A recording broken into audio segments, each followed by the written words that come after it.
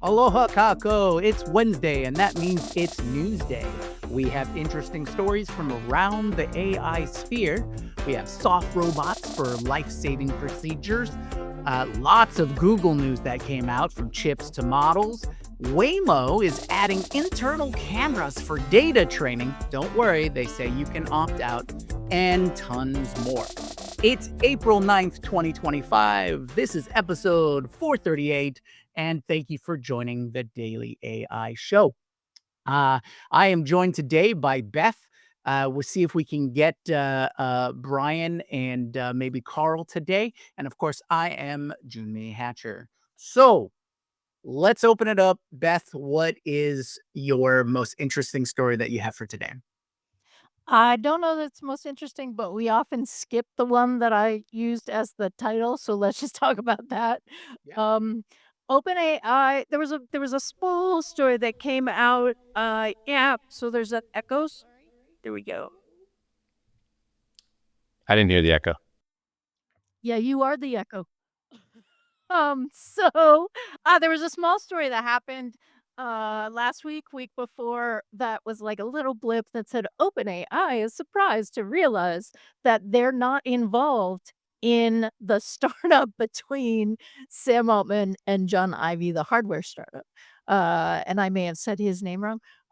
But the story this week is that they are now eyeing a relationship with that startup to the value of about 500,000.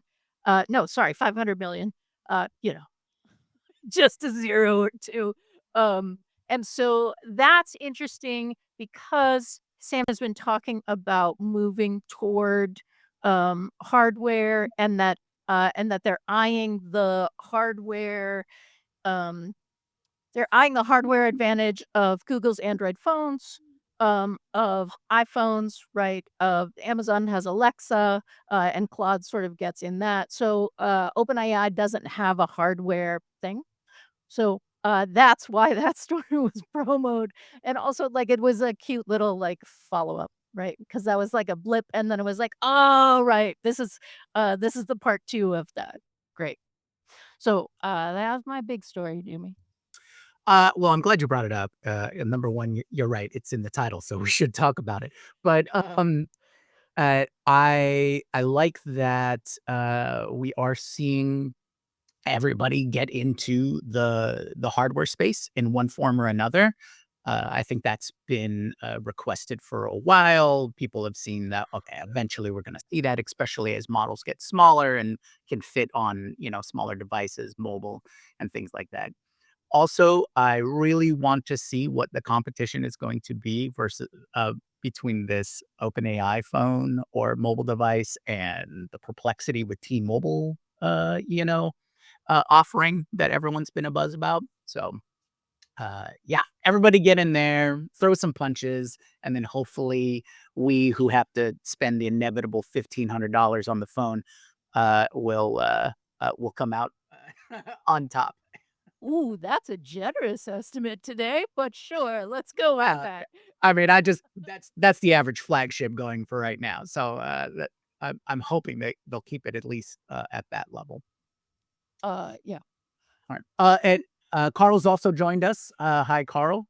Thanks for hopping on. Do you have a story you want to cover for today? Yeah, let's I think everyone's a buzz about the Shopify CEO talking about Yeah. uh essentially impacting work at Shopify.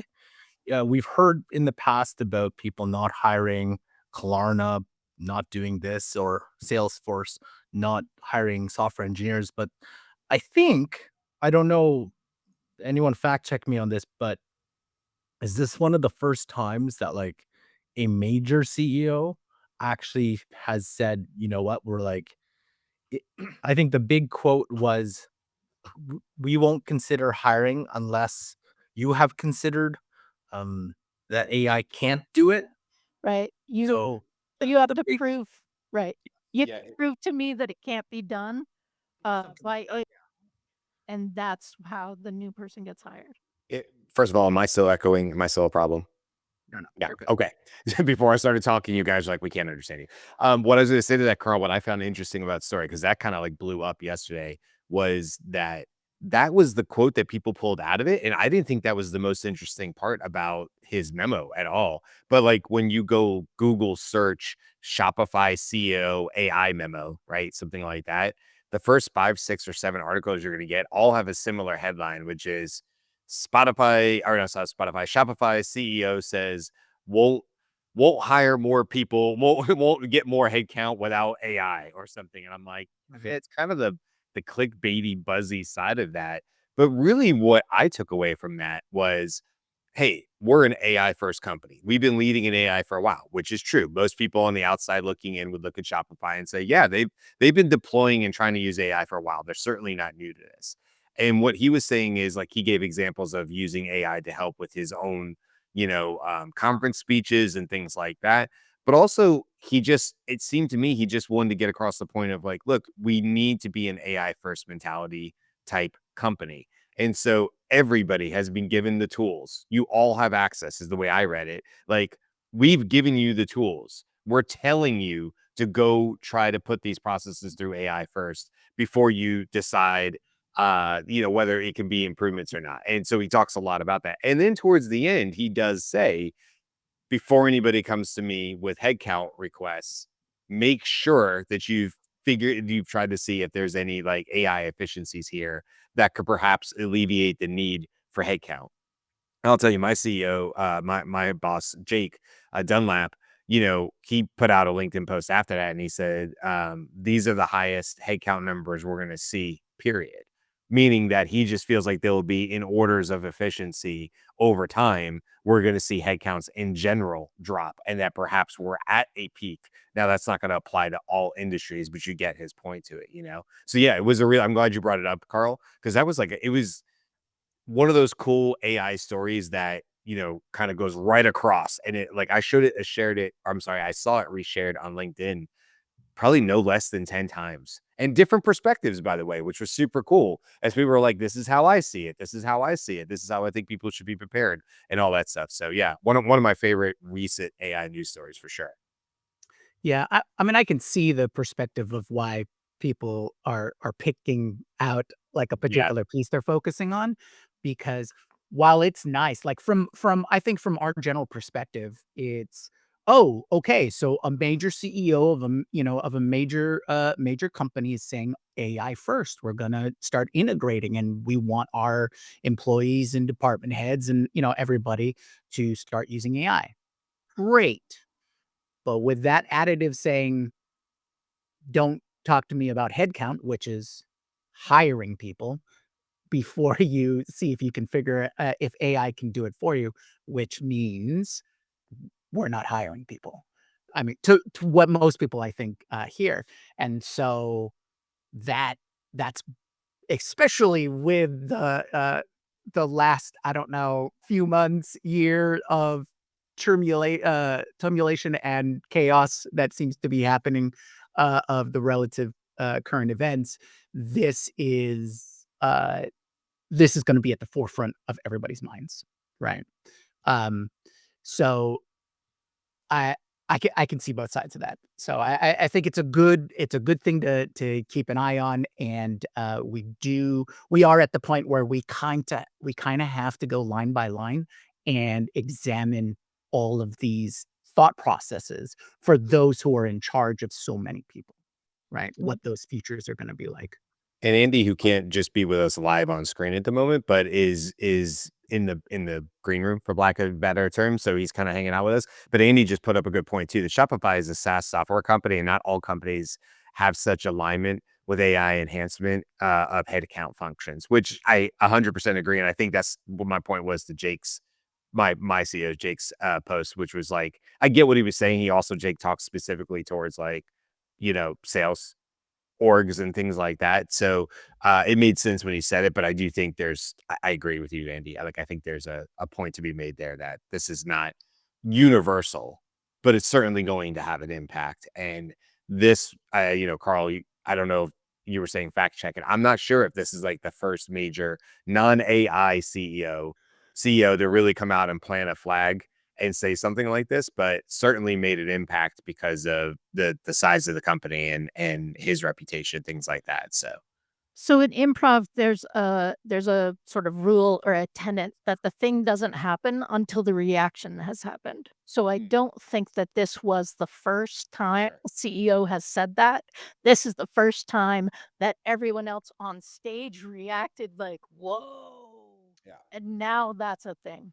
Also, and I don't want to claim that it wasn't like legit the way it rolled out, but the way it did came across as a smooth marketing tactic, which is to say this was an internal memo and I'm hearing that it's leaking. So never mind, here it is. Now you could I don't want to I don't want to be negative because it could have just been like that. Like it just like, well, if people from Shopify are going to share it anyway, I'd rather me share it out there because it's a good memo, whatever. It also could have been a predetermined marketing plan because it sounds more enticing if you're getting somebody who's like, well, I'll show you behind the curtain at Shopify. And of course, that can get people a little more interested in what's being said too. So I don't know that to be the fact. I'm not saying it was, but I had that thought certainly when I read it. Like I was like, oh, I wonder if this was a little pre-planned, or if this just literally was the way it rolled out. I hope so. I hope it's the latter. Like, there's one thing that I think you mentioned it, Brian, at the very beginning. It's like it's easier for Shopify to do this because of the alignment, because of the CEO really pushing AI, big proponent of it. Y- That's I when I see all the comments and all the posts about how everyone's super excited, which feeds into the hype, I was like, that's great. But I'm like, I've met 3 CEOs this week that are our clients. And I was like, they know nothing, very, very little about AI. Yeah. Their business, they need people, land surveyors, I think it's like, what was the other one? Oh, yeah, like land surveyors, geomatic something engineers, I think, and just those two. And then there's our, I guess, planners that for major developments. And it's like, and all 3 of them are reversed. They're like, we need people. We need, and then even looking at the AI options, like AI can't do what they can do. You Right. think, yeah, it's like you can't. So there's so many industries out there like that that I think like, I- w- again, back to the AI bubble, people think is you can't just think about it that that way from more of a software Mhm. perspective. Like if you think of other industries outside of that, non-tech, traditional, like sure, professional services, but when we start getting down into like, hey, people need to lay pipe in the ground, Sure. Yeah. right? Like that kind of stuff. It's like the CEO there be like, yeah, don't care, need more people, need more Yeah. people. So And yeah, I wonder if that's gonna push more people back into the trades, Mhm. because of that, because they're the job that they traditionally held, um, simply is hard to come by now because of reduced headcounts in their particular role, in their particular industry, and that will people go to the trades because not only is the pay probably better, Yes. but there's also much more, perhaps more job security in being some sort of pipe layer, right? Something like that. So short little story here. That company I was talking about, the person's like, "Oh, it's very funny that like they're looking at the news too. It's like, oh, a lot of these corporate workers, that's the US, like, oh, they're all complaining about like getting laid off. It's like I've got people here who make $130,000 in 8 months of work. Now, mind you, it's 12 hours, 6 days. Yeah. It's hard work. Yeah. But then if you're he's like, if you're any smart at it, within 6, 8 months, you will move up pretty quick that you won't actually be the one doing the actual hard work. You'll be overseeing it, which now you're making 150, 170, $180,000 in 8 months of work. So Mhm. it was just so my thought was is like, hilarious marketing strategy is go after the corporate workers. Go after them and say, "Hey, like, your job that you complain about, do this 8 months." But he was like, "Yeah, But if I get in a room about 30 of them, only one will survive because a lot of them probably won't be able to lay pipe for 12 hours a day. Right. Yeah. Because there's a reason why they went into their path, their career path, right? Well, but if we look at how AI could impact that, maybe this is the flip side of that, right? So can AI help you skill up knowledge, right? The brain work of like if it's this size, then it should be this pipe, or if it's this, I don't know what's coming through the pipe, but if it's this amount of water, then it's got to be this size kind of thing. And then we add to that AR, which is not like having its thing yet, but is Mm, coming, sure. right? Like, would that then CEO, buy the Vision Pro or the Quest or the like, they give your AR, whatever, right? And then, yeah, then I see need like, you still need to know how to lay pipe, but you have a fail safe or something that's like, you know, it's like when you're parking, right? Like, uh, red, red, red, wait, don't do the thing and check what's happening. No? You still need people to lay pipe though. You can AR everything, but Sure, people need as but long as people flush toilets, as long as people drive electric car doesn't matter. And as long as we're growing our cities, you still need all these people to do that. And it's really funny. He's like, doesn't matter to me. AI all he wants. And that's why we're like, he wants to AI everything, but he still knows there's still people who need to Yeah. actually worry. but for how long? For how long? Like, what's the ramp, right? I can Or 3D print a house now. right. You know, And for the road or a pipe though. Like someone has to put put you can totally do that. I can have a robot do all of those they things would eventually. the guy would challenge you tenfold. And Oh, I'm sure. I am totally sure. But how long is it? What is the ramp, right? It's going to be the question, oh, do you want it done right? Or do you want it done fast? Or do you want it done cheap? You can have two. So what's going to be the deciding factor? And it's usually the bottom dollar. So yeah, but I fast, swear the prefab, robot build. I mean, China's kicking out these module homes, these pod homes, like nobody's business for 10 grand. So, you know, do you want a $400,000 home, or can you buy a piece of crappy land for 40,000 and put a $10,000 module home? Then you'll have to replace in 10 years. Put it on your cost just right. role laying sewer and roads is a little bit different, right? It's Look, like look, they already when you use heavy machinery to to put in those kinds of things, you've already taken the first step to automation. Now, I'm not trying to be alarmist. I'm just trying to say there is a time period. There Yeah. is a ramp Yeah. before it happens. Can we figure out what that is? And is it fast enough to take all of the, we'll call the knowledge workers, retrain them to do this for how long until that part gets replaced? Right. I don't, I guess it's begging the larger question of what is the long term solution for this eventual change out or this eventual are transition? you talking like 20 years versus because that I all I know is like Yeah. learning more about it. I was like, yeah, hell no, robots can't do people think it's like it's actually a very, very complex thing Mm, what they do. Very, very complex. I was like, Oh, yeah. oh wow, the amount of precision these like this company and companies like it have to do is actually interesting. Like, wow.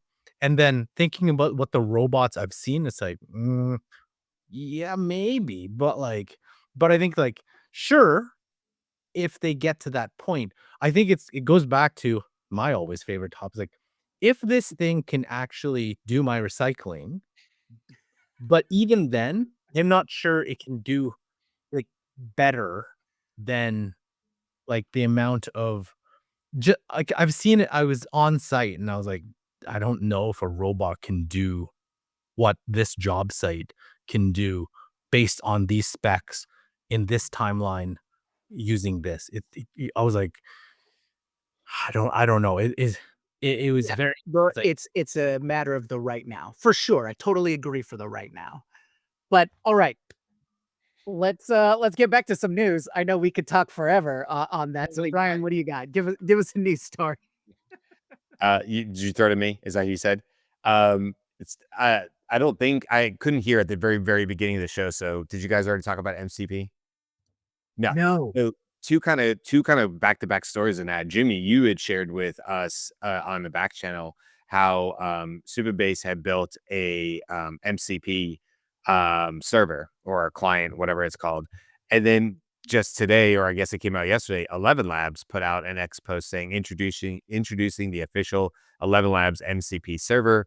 Give Claude and Cursor access to the entire 11 Labs AI audio platform via simple text prompts.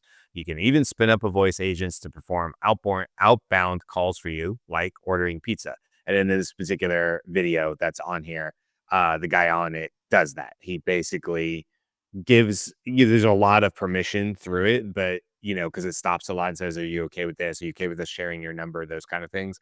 So there's a little bit of clicking through. It's not agentic in that sense, but it works. And the voice that he picks up as the pizza place, and the 11 Labs voice orders the pizza. Now, the only thing that's funny about the whole thing is he bargains the 11 Labs voice for whatever reason. I don't know if it was built in there. The guy says the pizza would be $12, and he says, or 12 pounds, because he's British.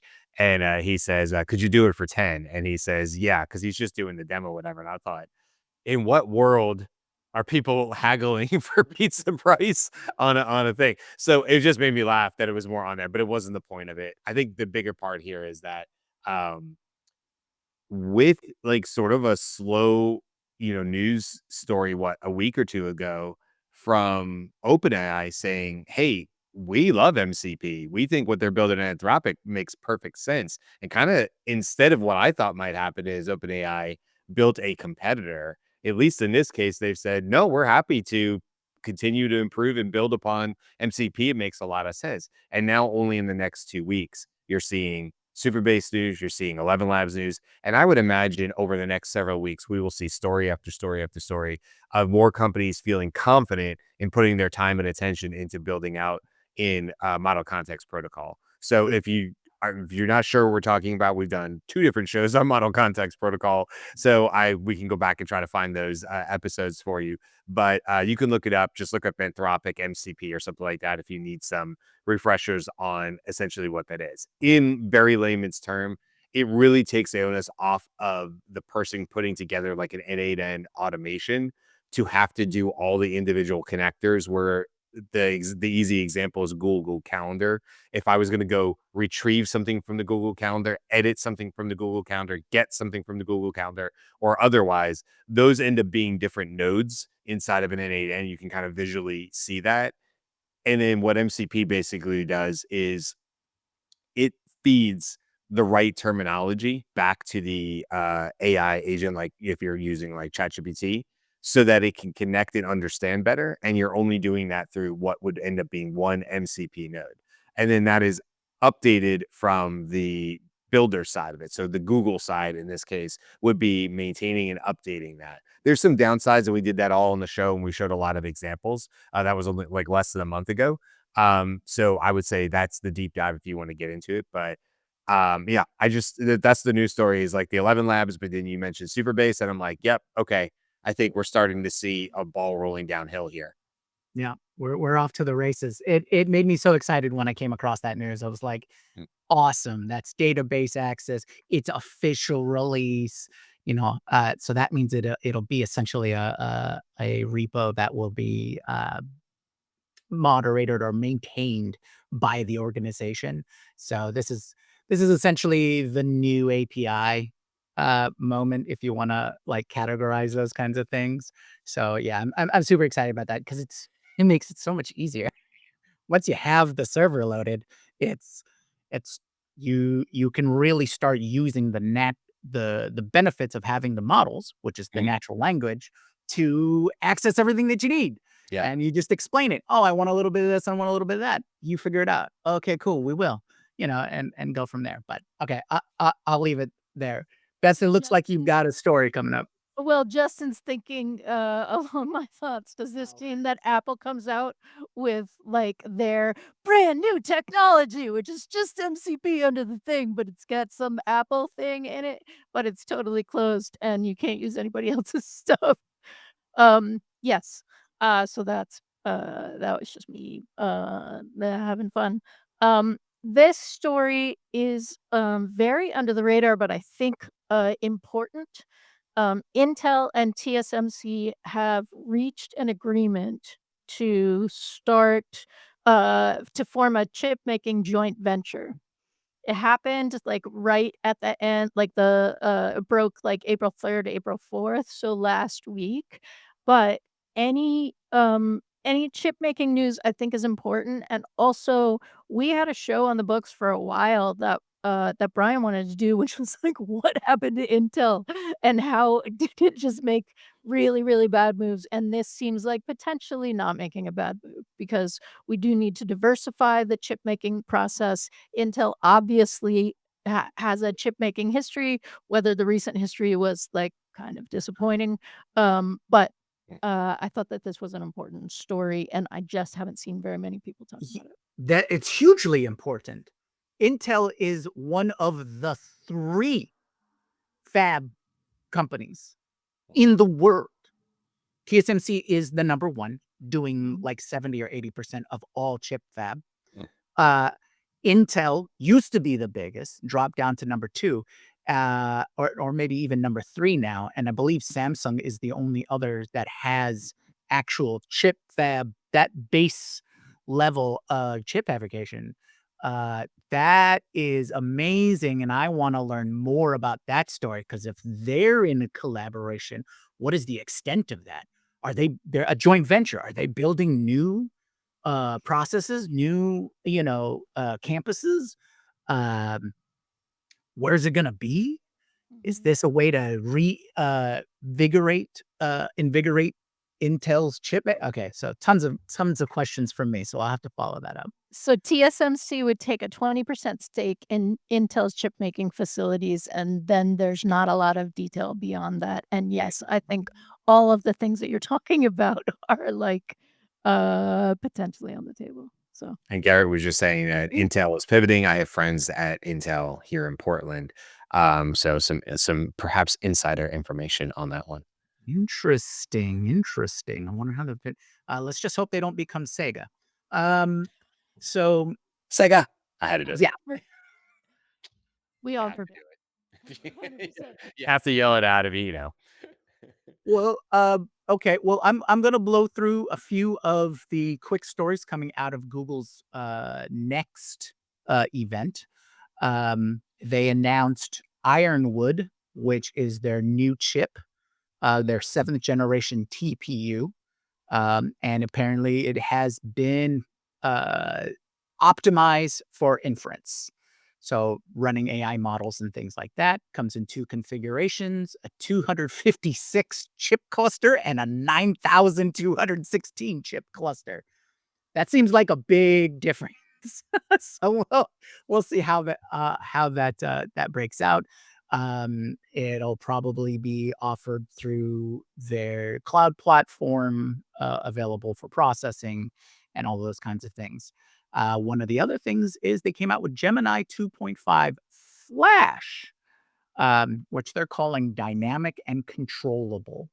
Um, so we'll see how that comes out. Their Flash models have always been focused on efficiency, so this will probably be how to get to core answers far more quicker and cheaper. Hopefully this will just be an update to all of the Flash models. So those are the 2 big takeaways, and an associated Google news. Reddit is now tapping into Gemini for its AI features. So we're going to start seeing a lot more of that use, and of course data collection. And Reddit already says they're doing training on it. So we'll see. We'll see if anything better comes out from there. I've got a whole list. Who wants to talk about their next one? I just want to build on what you said. It's like the 2.5 experimental, I think, is now connected to Google's deep research. So you can now, I never knew what model was actually connected to Google's deep research, but now their top model is connected. I don't know if it's, you have to buy it, because I'm no longer a Gemini subscriber. So I don't know if you just hit that. Oh, you do. So if they said if you hit Gemini 2.5 Pro, then you should have a little button that says deep research, similar to OpenAI's deep research, and then you can use 2.5. Fun fact, the Daily AI Show actually subscribes to Gemini Advanced because it's part of the family. So we can actually do a demo of that at some point, perhaps. Friday. Friday when we talk about all the Gemini and Google stuff, that would be awesome. I wanted to. So Junmi, I don't know if you've heard about this new tool. It's kind of out there. Like it was out there for a bit, or it just came out. I'm not sure. Has anyone explored Higgsfield.ai? Ooh, I saw a little blurb about Higgsfield. So I want to show you because bring it up. I'll bring it up because I did a little fun activity here, and I was like, what is this?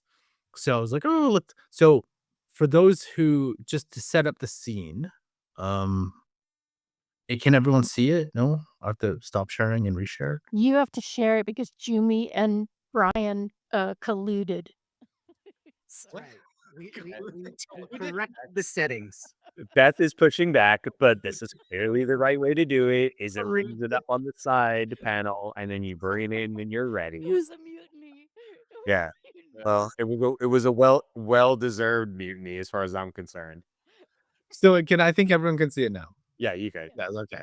So these two images were created in using GPT-4, and it was a image that representation of a interior design that we wanted to showcase to a potential client here. So we did a presentation. They gave us an image of their front reception, and we just did some fun stuff with it. Now, one of the things that I've always had a problem with video generators is its ability to take a scene and naturally have people in that scene. So I'll give you, here's an example of one.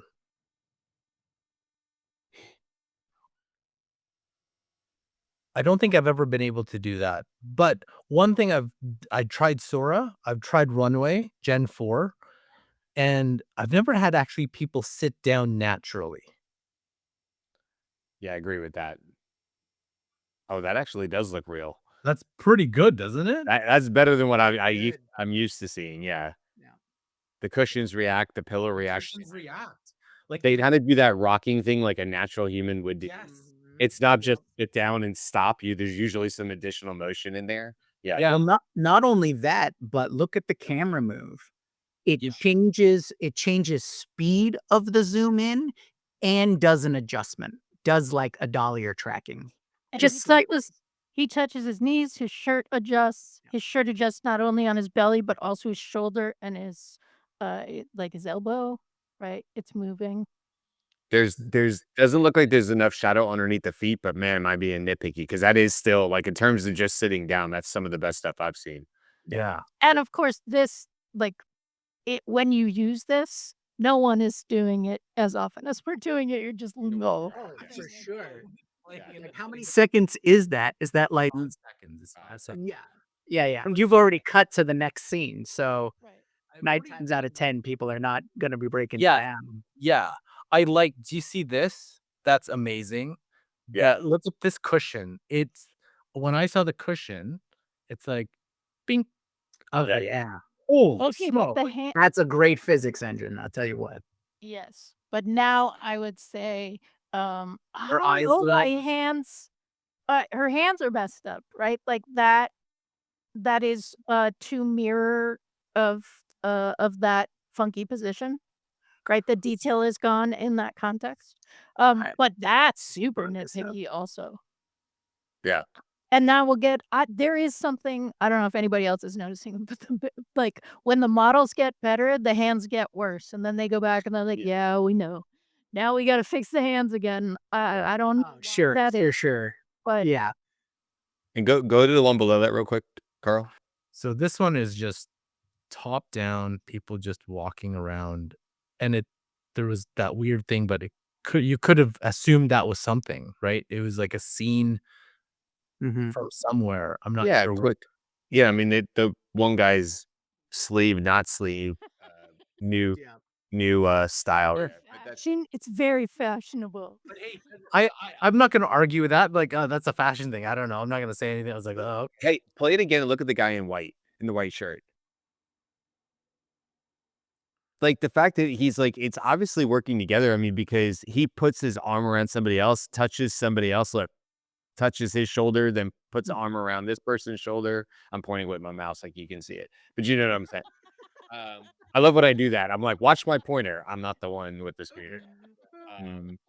But the anyway, yeah, it's a what is it called again? What are you using? it's called Higgsfield AI. There's one more I wanted to show. So I took this watercolor, which we based it out of this like rendering, like top down rendering of the plan.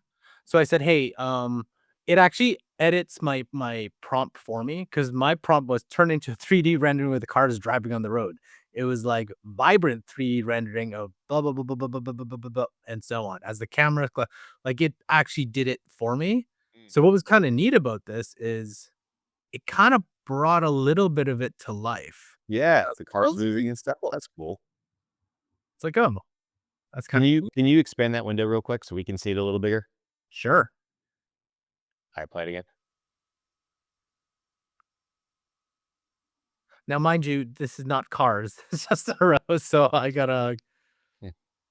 I thought it was just neat that it was able to kind Yeah, of I like do it. that. That's Yeah. to me, this is the kind of stuff. Look, this is exactly what I talk about when we talk about like how to make presentations better, slide decks better. This is a small thing, but if it loaded when you went to that slide and Yeah. people were able to see something like this, it does just visually make that slide just a little bit better. And I think people discredit like some of those small improvements with AI that you can do because they like collectively add up. I think this is a good example of like what you were saying, Carlos. Like, it's just it adds a little movement. It just gives it a little something extra that it didn't Like, have. zhuzh. A zhuzh. Yeah, Yeah. a zhuzh. A little zhuzh. That's awesome. Yeah, yeah. There's been so many AI video Yeah. uh Mhm. drops lately, or at least announcements from so many and so many groups I've never heard of. It to me it sounds like it's like the the early days, a year or two ago, uh, where where all of these the various modes, right, come out with, oh, here's a bunch of different, different things. Yeah. And so we had our clear leaders like runway, right? Uh-huh. And now it's, oh, you have those for sure. They stay in the hype cycle, but now we've got this thing called Higgsfield. What is Higgsfield? Where did that come from? Nowhere. It came from nowhere. Oh, And now we're paying Well, attention to they it. could have been, working in secrecy for, whatever, and then they come out of the shadows, right? I have a pivot on that if I can, Jimmy. For Go for it. I have like a 3-parter here, but not like make 3 different stories. They all go together. So what I'm gonna do is I'm gonna load my screen on the side, and now that I'm ready, I'm going to pull it onto the screen. Sorry, Dad. Okay, this is part 1 of a 3-part because there somebody actually said it in the chat way earlier. They're like, "Hey, we're gonna talk about Llama 4." Okay, so part of this story, and let me say all 3 parts, and then we'll just talk about all of it. There's been some pushback in Meta's case for Llama 4. There's been some leaks, some internal memos, some people resigning, and also people just saying they like straight up fudge the benchmark numbers. Okay, so that's part of the story. And then let me jump to this one next. So this came out, and this is the pivot from what you were saying, Jimmy. Here's a company most people I never heard of. I don't know if others have. Deep. I always wanted to say Cognito, but there's no N in there. So it's Deep Cogito. Cogito? You guys guess. I don't really know. Cogito, right? Cogito. Oh, because it's a like more of a is that like a French word? Not French, a Well, Spanish word. cogi Cogito. cogitation? Doesn't matter. This company. But here's the reason I want to bring up this one is because they've come out with their own language models. But in this case, you can see it's fine-tuned off of, it's a deep research one. It's fine-tuned off of Llama 3.2, which is why I also just wanted to bring into the fold this conversation, which is NVIDIA's new Llama 3.1 Nemotron Ultra outperforms DeepSeek R1 at half the size. So I do want to bring all three of those together because one, there's the conversation of like, what's going on with Meta, man? Like, they released Llama 4 and did they just whiff on the delivery? Did they, is this a like put it out too fast, or is this like we put it out so you guys can break it so we can make it better? But then also I know a lot of people currently are sort of dogging on Llama, but I just want to point out the reason I brought up the other two shows is like NVIDIA, brand new companies that we haven't heard of, all building on the open source Llama platforms and building off of those. And so even if Llama 4 maybe is getting a little bit of heat right now, I think the other side of that is these are actually pretty well respected models that lots of other companies are deciding that because of their open source and I think commercial use and things like that, they're building their deep research version off of it. Or I mean, NVIDIA, who probably has plenty of money to go their own way, and this one is building off of Llama 3.1. So just curious what you guys think about that, but that's been sort of rolling around the news with Llama 4.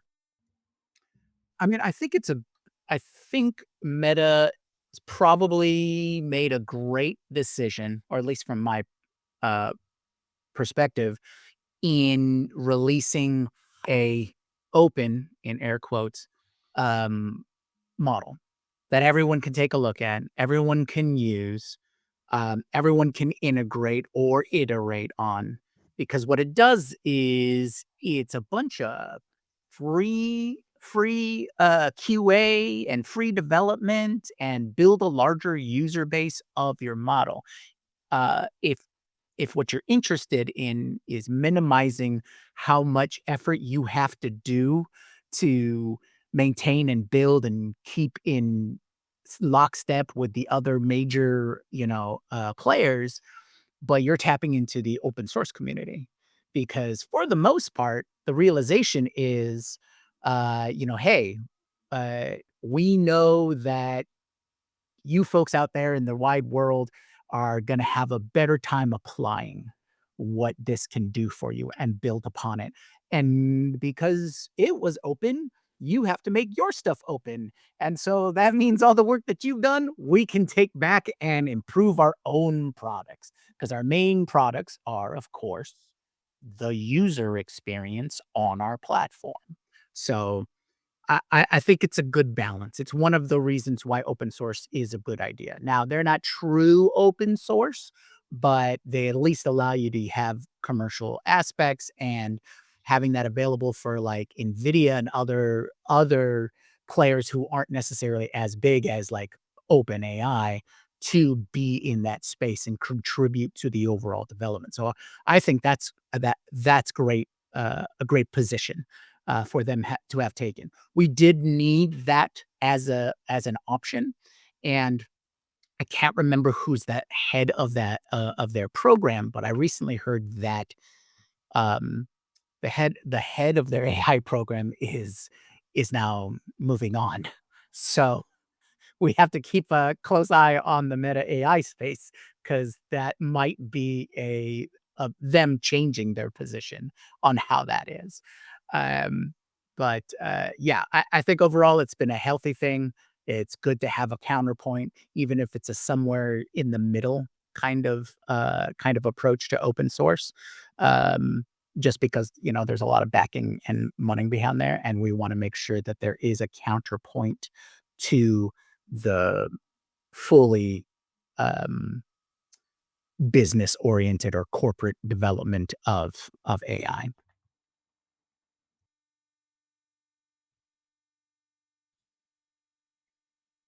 Yes, no.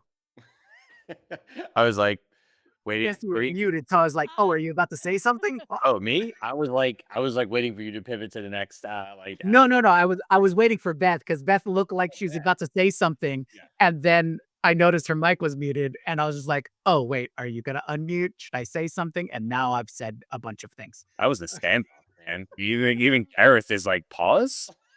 Yeah, That was exactly. a four-way standoff there for a second. Yeah, I didn't know. I didn't want to jump over anybody on it. I do have, unless you were to jump on something real quick, Beth. I don't want to spend too much time on this, but just because we're going to talk about Google a lot more on Friday, but Google's continuing to give more and more people access to AI mode, and they're also adding more functions to the AI mode. Yeah. So I thought I'd just throw this up on screen really quickly, just to give a sort of a flavor of it, because I really do feel like this is what we're going to, this is the future of Google, right? If you're doing a Google search, I kind of have been telling people in and outside of this show, like, hey, just go look at this AI mode. I think you're going to get a really good idea of like what the future may look like and how whatever they do with ads and stuff like that. So I want to use a more complex question here. Given the upcoming weather this weekend in Tampa, what would you suggest is a great outdoor activity in the city? Now that's something you could search Google for. That's okay, but I wanted to make sure there was stuff that I wasn't explicitly giving the answer to, in order for it to pull that in. And so you can see here, it's just pulling in the information, given that, we're going to be in 70, 74, which actually does sound perfect. We finally cooled off here a little bit after being in the 90s last week. Here's some ideas, great ones. I specifically made sure I did not, my follow-up question did not restate what was in the first one. So are there any events I need to know about without mentioning the city again? No problem. It has continuity here as far as going through it, tells me different things. And then I say, could I use the ferry to make bigger day of it across both cities? So we have this really cool ferry that goes from Tampa Bay over to St. Pete. And my wife and I did that last year and just had like a lot of fun with it. It's just like one of those fast cat ferries. And all it does is go across the bay. We don't, believe it or not, being even water all around us here, we don't really have a lot of ferries like you guys do up in like Portland and Seattle and those areas. So it's just kind of a unique way to see both parts, both cities on there. So anyway, just a little bit of fun on there, but like really great information in it. Super, super, super fast, which I think is going to be a big part of it, is they've certainly put effort towards the latency side. So I don't know. I don't always turn it on. I mean, I still use Google for Google things, but when I think about it, I'll just throw it on AI mode, because I just think this type of prompting and natural question and stuff like that is really what we're going to see when you say, I want to search for something on Google. It's going to be a lot more of this, and we'll have to see what they do for page rankings and all the ads and all the other things we've talked about, since that's a big part of their model. But yeah, this is cool stuff. So yeah, that integration on the in your day to day, I think that'll be a key transition for AI. Sorry, Carl, what were you saying?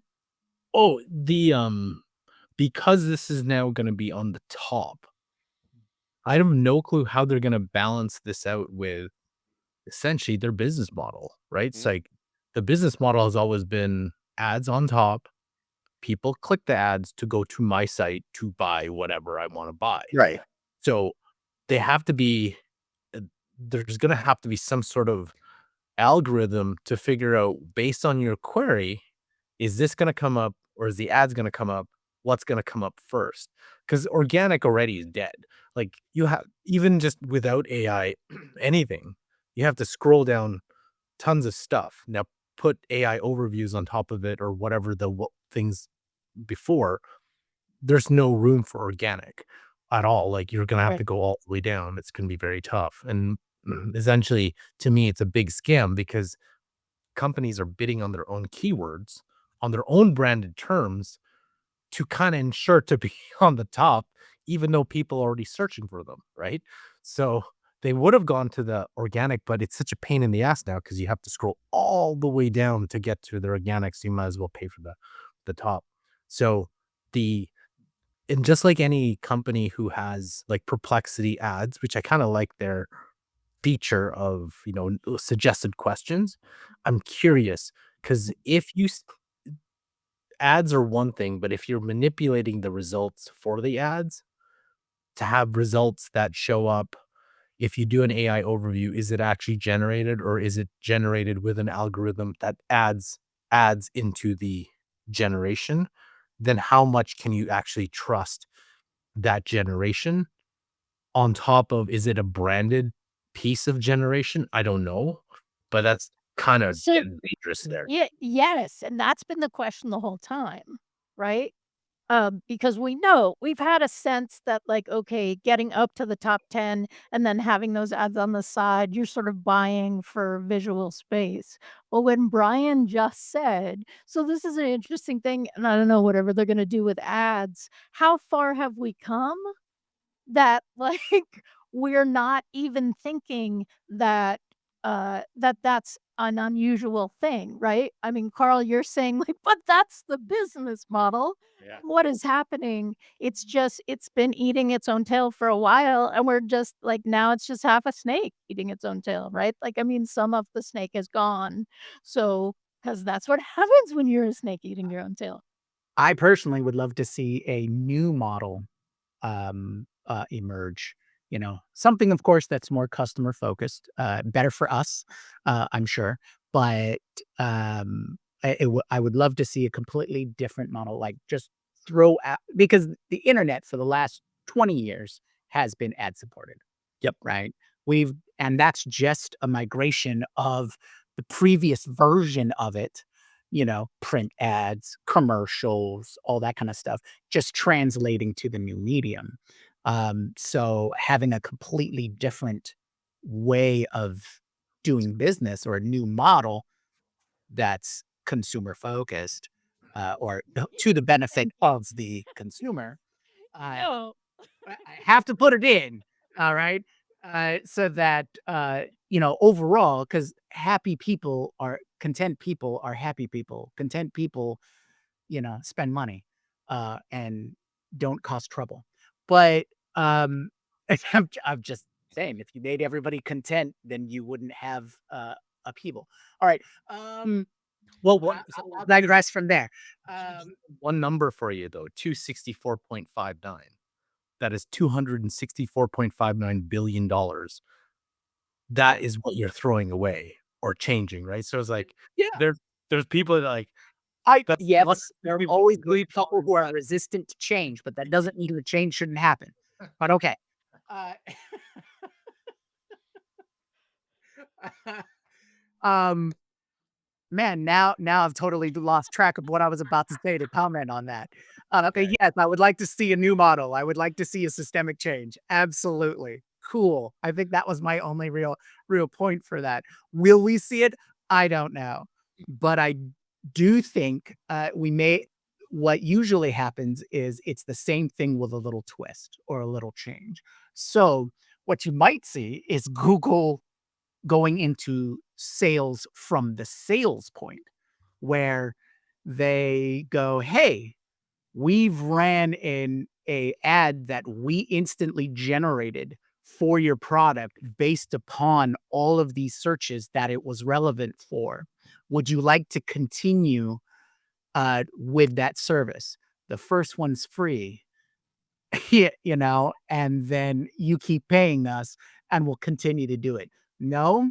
All right, we'll pick up the next person, and it goes that way. That's probably not the ideal, but I could totally see how the shift to maintain their ad sales is to bring it to everyone because with their AI, they can generate the ad. They can generate the copy. They can spin up anything that they want. So then there'll be a manipulation of how, affiliates things are going. It's like, "Hey, we think your product's really good. Let's spin up some personalized advertising through our platform so people see it, engage with it, and we'll take 20% of whatever has gone through our links." Largest affiliate marketing site in the world. But I'll leave it there. I have one final small one. Our academy.openai.com. OpenAI launched their own training thing. They have live events. They have a developer info. You ever wondered why function calling didn't work? Maybe their function calling little tutorial will help you. I have not gone into them. They look like 1 hour webinars, so maybe this is a double time kind of watch situation. But if you look at their events, they're definitely trying to make it easy for different groups of people. AI for nonprofits sprint, AI for Where is this? AI for older adults. Introduction to AI. Intro to AI for K to 12 educators. Automate knowledge graphs for RAG. Like it's really trying to go across the board, and I think answer some of the problems that people are having in trying to find use cases for themselves and what can I do. And I think that's really an interesting move on their Mm. part. Yeah, it's a good looking website. I definitely recommend people going to check it out. I looked at it a couple days ago, and I was trying to earmark it and say, oh, I want to test out or try some of these different events and see how it goes. So that's a good call out. Okay, unless anybody has a pressing story they want to cover, I want to close out on an AI in science. Okay. Um, from our folks at Science Daily, they have brought us an article on Penn State, and one of their lead researchers, Dr. Cheng, has they're developing a tiny, soft, flexible robot that can crawl through earthquake rubble to find trapped victims or travel inside the human body to deliver medicine. So they this is essentially what they use is they use an adaptable robot body integrated with flexible electronics that are magnetically controlled for the motion. And what they're trying to develop is the technology that'll allow it to go from, that's macro size, where it could be used to find people in earthquake rubble, down to the micro size, so it can be used in, as a medical device, also internally. So it's a matter of scaling, and so that's an interesting approach to developing the technology, so they can have big robots and small robots using the same base tech. Now, this might sound familiar because in the last few weeks we've talked about flexible robots, and we've talked about non-electronic robots, and we've talked about magnetically controlled motion in other robots.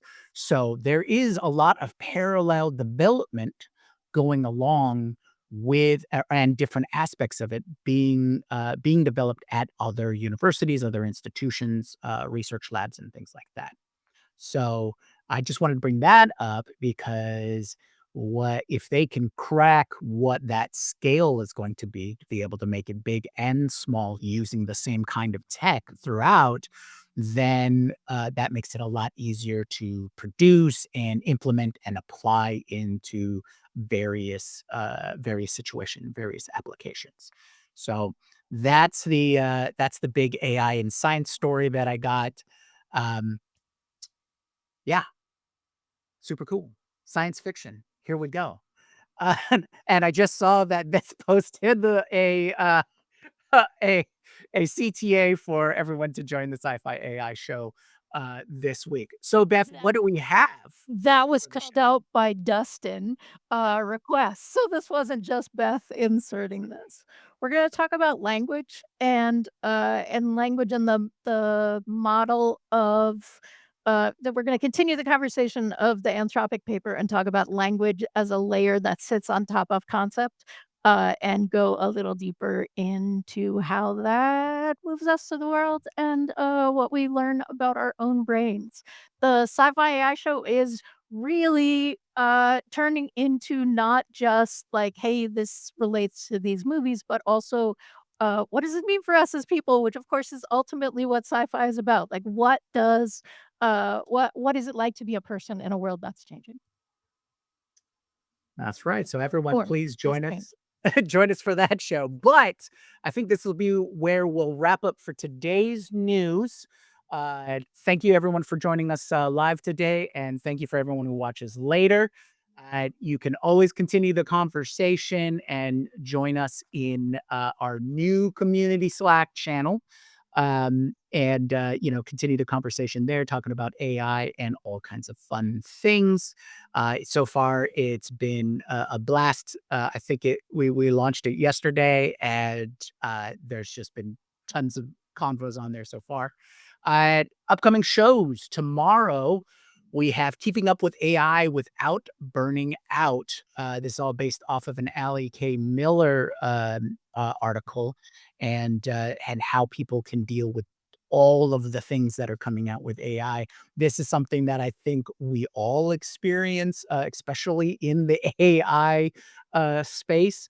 So it'll be interesting to dive deep into that, delve, and all of those kinds of things. So join us Friday for our daily AI show, so we can talk about Google and all the things that Google's coming out with and has come out with, and their rapid pace in catching up and in some cases overtaking. We'll see you tomorrow. Aloha.